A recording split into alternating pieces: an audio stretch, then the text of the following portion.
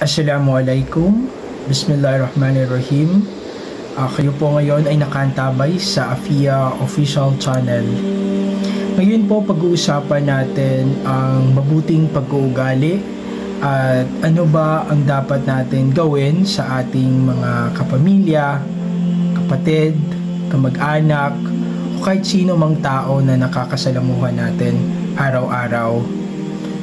Tandaan po natin na hindi hadlang ang kahirapan para maging hindi mabait kanino man at hindi rin hadlang ang pagkakaroon ng maraming pera o maraming ari-arian sa pagiging mabait. Ngayon pag-uusapan natin ang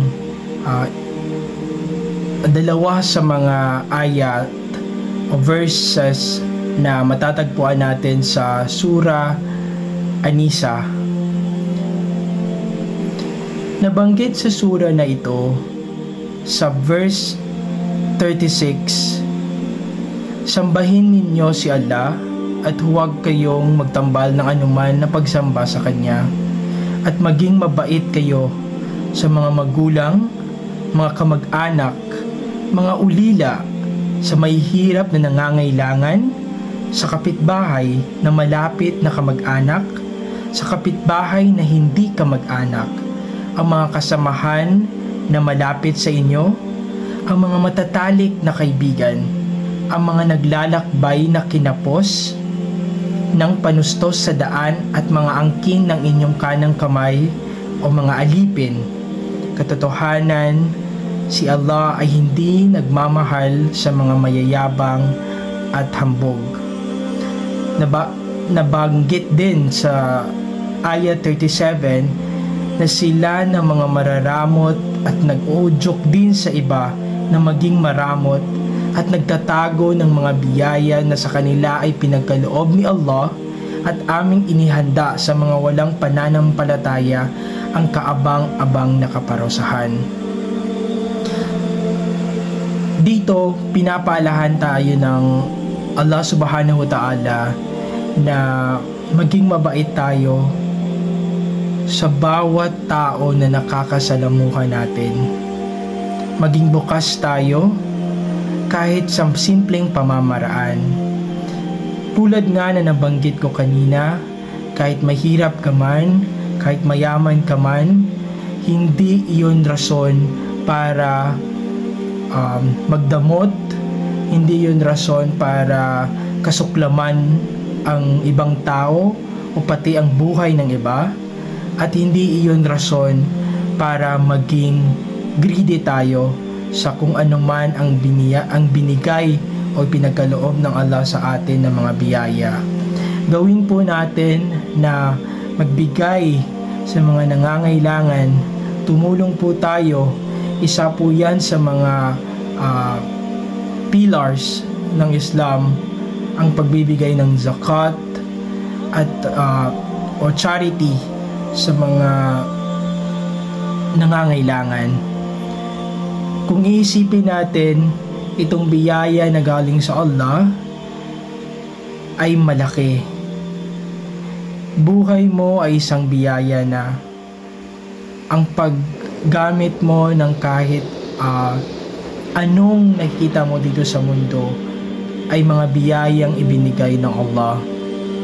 Matuto tayong makontento kung ano ang meron tayo, at kahit katiting na meron tayo ay ibahagi natin sa sinuman ang nangangailangan. Minamahal ng Allah subhanahu wa ta'ala ang mga taong ganoon. Ngunit nabanggit rin natin dito na ang may pinakamalaking hamon sa isang tao ay pag nagkaroon na siya ng maraming salapi at maginhawang buhay. Dahil dito tinitingnan ng Allah subhanahu wa ta'ala kung paano mo gagamitin ang mga biyayang naibigay sa iyo ng Allah subhanahu wa ta'ala.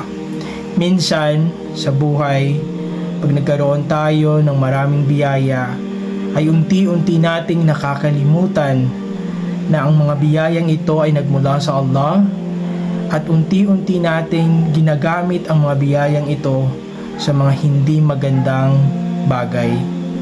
Nasabi nga dito sa ating Sura An-Nisa, ipagpatuloy ko sa verse 38, at gayon din aming inihanda ang kaabang-abang na kaparusahan sa mga gumugugol ng kanilang kayamanan upang mamalas lamang ng mga tao at hindi sumasampalataya kay Allah, at sa huling araw sila ang mga kaibigan ni Satanas, at sinumang pumili kay Satanas bilang kaibigan, kung gayon tunay na masamang kasama siya. Alalahanin natin, mga kapatid ko sa pananampalatayang Islam, na ang mga bagay na mayroon tayo ngayon ay biyaya mula sa Allah. Kaya itong mga bagay na ito ay mabuting ibahagi natin upang gantimpalahan pa tayo ng Allah, at hindi niya gagawin na bibigyan kanya ng malaking pagsubok sa iyong buhay. Nabanggit nga, kung ulitin natin, maging mabait tayo sa ating kamag-anak, sa ating mga kapitbahay na hindi natin kamag-anak, o sa mga kapitbahay na kamag-anak natin. So walang pinipili. Sa lahat ng tao, kung nakikita natin na yung iba ay nahihirapan, magbigay tayo. Yung pagbibigay na itlas, yung pagbibigay na yung alam natin na nagbigay tayo dahil kailangan nila, at hindi para magbigay tayo para ipangalantaran sa mga tao na tayo ay nagbigay. Alam natin, mga kapatid, sa pananampalatayang Islam, na nakikita ng Allah subhanahu wa ta'ala ang bawat gawain natin dito sa dunya. Alam niya kung tayo ay nagbabalat kayo, at alam ng Allah subhanahu wa ta'ala kung ikhlas tayo sa lahat ng mga ginagawa natin. Kung tayo ay ginawa ng Allah para gumawa rin ng mabuti, huwag tayong magpadala sa mga hindi magandang bagay na makakaapekto at makakasira sa ating buhay. Alalahanin natin na lahat ng mga bagay dito sa dunya ay may iwan rin natin. Ang pinaka-importante na gawain ng isang Islam, ng isang mananampalatayang Islam na may takot sa Allah subhanahu wa ta'ala, ay ang pagsunod sa mga pinag-utos ng Allah subhanahu wa ta'ala. Balikan natin ang 5 pillars of Islam. Itong Sura An-Nisa na binanggit ng Allah na sa verse 36, 37 at 38 ay magandang halimbawa at napaka-klaro na kinakailangan natin maging mabait sa anuman tao, kung sino mang tao, at kung anuman ang katayuan niya sa buhay.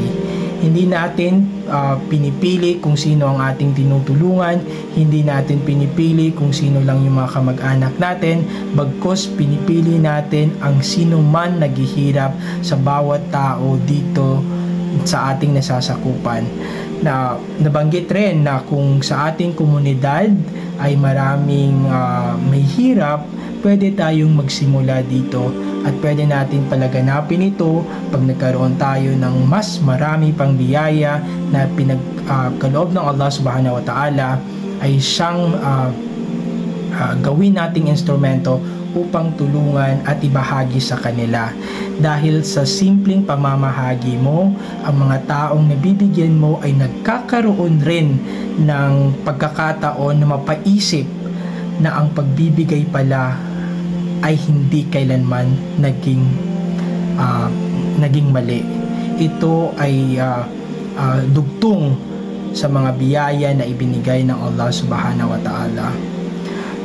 So let's share the kindness, kasi malay ba natin yung mga taong naghihirapan na, at napasaya natin, nagkaroon ng malaking inspirasyon dahil sa pamimigay mo. Ito ay malaking reward at or gantimpala na bibigay sa iyo ng Allah Subhanahu wa Ta'ala. Maraming salamat po sa inyong lahat. Naway magkaroon tayo ng aral dito sa verses or ayat na ibinahagi ko sa inyo. Personally po, nagagalak po ako dahil nababasa ko ang mga wika, ang mga salita ng ating Diyos dito sa mahal natin na Quran, at nalilinawan na rin ako sa mga bagay na dapat nating gawin o dapat kong gawin, at kung ano ba ang makakabuti sa akin, sa aking pamilya, at sa bawat mamamayan at bawat Islam na nakikinig sa mga oras na ito. Ya Allah, gabayan mo po kami sa tamang sa right path, and gawin mo po kaming mabuting tao at ilayo mo po kami sa masama.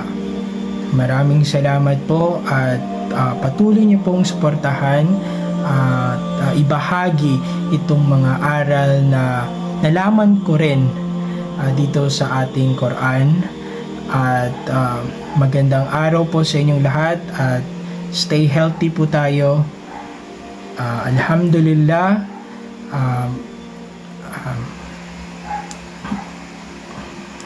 Okay. Maraming salamat po, at magandang gabi.